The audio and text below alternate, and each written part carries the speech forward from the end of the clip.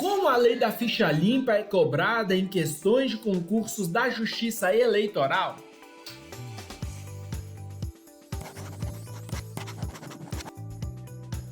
Olá pessoal, tudo bem? Sejam muito bem-vindos ao Gabaritando Eleitoral. Mais uma vez estou feliz com a sua audiência, com a sua participação e hoje eu e você estamos aqui no projeto Questões Gabaritadas. Eu e você vamos resolver uma questão que envolve a aplicação da Lei da Ficha Limpa. A Lei da Ficha Limpa, a Lei Complementar 135 de 2010, essa lei foi aprovada, promulgada e publicada em junho de 2010 e é uma lei alteradora da Lei Complementar 64 de 90. A Lei da Ficha Limpa promoveu uma série de alterações na Lei das Inelegibilidades. Hoje nós veremos que em uma questão de 2020, ou seja, 10 anos depois, houve a abordagem específica de alterações promovidas pela Lei da Ficha Limpa na Lei das Inelegibilidades. Qual foi a forma como que o examinador abordou a Lei da Ficha Limpa nessa questão? Trata-se de uma questão do concurso de 2020 do TRE Pará, lá do TREPA, concurso 2020 feito pela IBFC. Antes de mais nada, antes de nós irmos para a nossa questão, não se esqueça de se inscrever no nosso canal, de curtir o nosso vídeo, de compartilhar com seus amigos, além de nos seguir lá nas redes sociais, no @Gabaritando Eleitoral.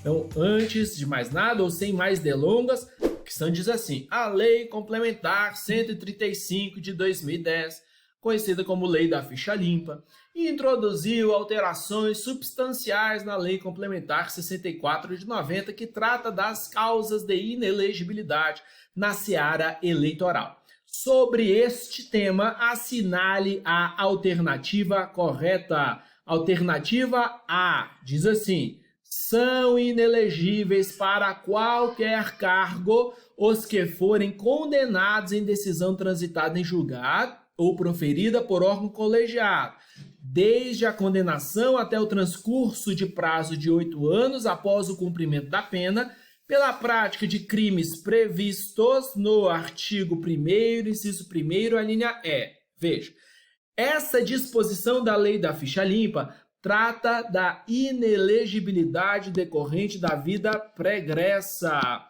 O artigo 1º, inciso 1º, a linha E, trouxe a nossa ordem jurídica com a redação dada pela Lei da Ficha Limpa, trouxe uma nova hipótese de inelegibilidade, hipótese que ficou conhecida como inelegibilidade decorrente da vida pregressa. A Constituição Federal, no seu artigo 14, parágrafo 9º, já autorizava a instituição de uma inelegibilidade que levasse em conta a vida pregressa daquele que pretendesse participar da eleição.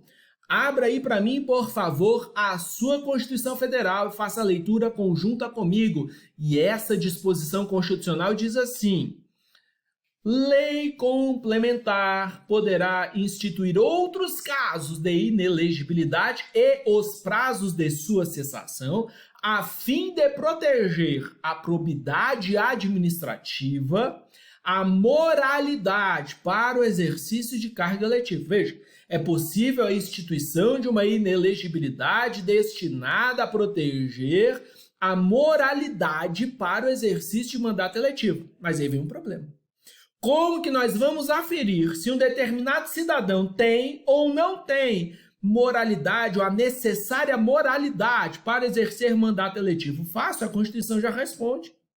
A Constituição diz assim: lei complementar poderá instituir outros casos de inelegibilidade, os prazos de sua cessação, a fim de proteger a probidade administrativa, a moralidade para o exercício de cargo eletivo considerada a vida pregressa. Veja, a vida pregressa vai indicar se o cidadão tem ou não tem a necessária moralidade para participar das eleições. Se ele tiver ficha limpa, tem moralidade para participar das eleições. Se ele tiver ficha suja, não tem moralidade para participar das eleições. Ele tem vida pregressa impeditiva para participar das eleições. E o artigo 1º, inciso 1º, a linha E da Lei das Inelegibilidades, trouxe as condenações criminais que, transitadas em julgado ou proferidas por órgãos colegiados, vão fazer com que nós tenhamos a indicação de que aquele cidadão não tem a necessária moralidade para participar das eleições e concorrer a cargos eletivos. Então vamos lá. O que diz esse... Vamos voltar e analisar a nossa assertiva A. A assertiva A diz assim: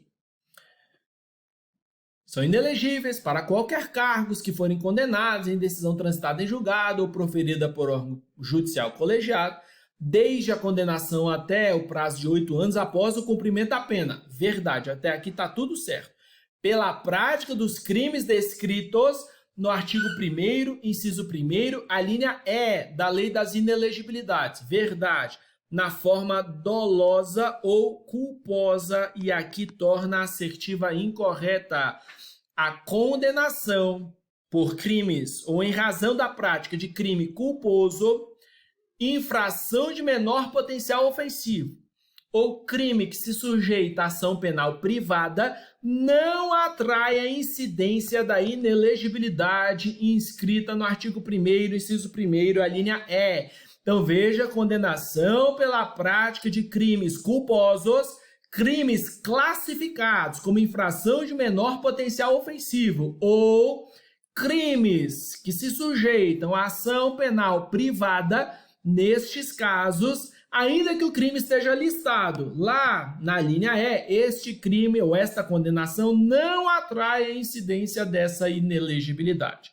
Alternativa B diz assim: apenas após o trânsito em julgado da decisão que declarar a inelegibilidade do candidato, ser-lhe-á negado o registro ou cancelado, se já tiver sido feito, ou declarado nulo o diploma, se já tiver sido expedido. Mentira, não é apenas após o trânsito em julgado. É após o trânsito em julgado ou após a publicação do acórdão proferido por órgão colegiado. Veja, hoje, para que tenhamos inelegibilidade, para que tenhamos a consequência ou como consequência da inelegibilidade, negar registro, cancelar registro, declarar nulo o diploma, não é mais exigível o trânsito em julgado da decisão que atrai a incidência da inelegibilidade. Não. Pode ser, e essa inelegibilidade vai produzir os seus efeitos desde o trânsito em julgado ou desde o momento em que publicado o acórdão proferido por órgão colegiado que declare a inelegibilidade. Então, alternativa incorreta. Alternativa C. São inelegíveis para qualquer cargos que forem condenados em decisão transitada em julgado ou proferida por órgão colegiado em razão de terem desfeito ou simulado desfazer vínculo conjugal ou de união estável. Aqui neste ponto, é importante eu e você nos recordarmos que a existência de vínculo conjugal atrai a incidência da inelegibilidade inscrita lá no artigo 14, parágrafo 7º da Constituição Federal. A inelegibilidade reflexa faz com que o cônjuge e o companheiro do chefe do Poder Executivo fique inelegível no território em que ele exerce o mandato.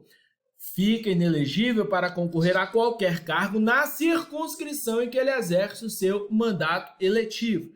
Se nós tivermos pessoas casadas ou que sejam parentes em razão de um vínculo decorrente de uma união estável, se isso acontecer e eles, para afastarem a incidência da inelegibilidade reflexa, só para evitar a incidência da inelegibilidade, se eles simularem o desfazimento do vínculo conjugal ou desfizerem o vínculo conjugal apenas com a finalidade de afastar a incidência da inelegibilidade, então se nós tivermos uma simulação, isso quer dizer que nós teremos uma inelegibilidade.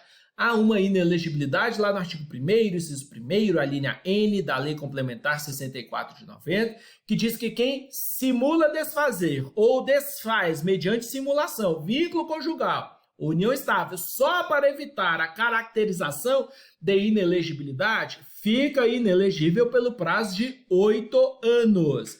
Então vamos ler de novo a alternativa C. Diz assim: são inelegíveis para qualquer cargo quem for condenado em decisão transitada em julgado ou proferida por órgão judicial colegiado em razão de terem desfeito ou simulado desfazer vínculo conjugal ou de união estável para evitar caracterização de inelegibilidade pelo prazo de 8 anos após a decisão que reconhecer a fraude. Essa é a nossa alternativa correta.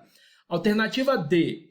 O Ministério Público e a Justiça Eleitoral darão prioridade sobre quaisquer outros aos processos de desvio ou abuso de poder econômico ou do abuso de poder de autoridade até que sejam julgados, ressalvadas apenas as impetrações de habeas corpus. Só é verdade que o artigo 26C da Lei Complementar 64 de 90 diz que o Ministério Público que exerce funções eleitorais, a Justiça Eleitoral devem dar prioridade sobre processos de abuso de poder econômico ou de abuso de poder político, até que sejam julgados. Mas não há prioridade desses processos, essa prioridade vai ceder face a impetrações de habeas corpus ou mandado de segurança. Então, não é apenas habeas corpus que vai afastar a prioridade dos processos de abuso de poder econômico ou abuso de poder político, mas também impetração de mandado de segurança. Como é que disse? Apenas habeas corpus está falso. É habeas corpus e mandado de segurança. Essa alternativa está incorreta. Pessoal, com isso eu e você encerramos a análise dessa questão de 2020, questão do concurso do TREPA, e essa questão foi para o cargo de analista judiciário, área judiciária. Então, antes de terminar, não se esqueça de se inscrever aqui no nosso canal, de curtir o nosso vídeo, compartilhá-lo com os seus amigos, além de nos seguir lá nas redes sociais, no @Gabaritando Eleitoral. Então, no mais, só para terminar, eu estou de óculos, porque eu fiz uma cirurgia oftalmológica e estou em recuperação. Mas, que Deus te abençoe, que a graça do Senhor esteja com você e com a sua família. Eu, Wesley Machado, espero você aqui no Gabaritando Eleitoral em uma próxima oportunidade.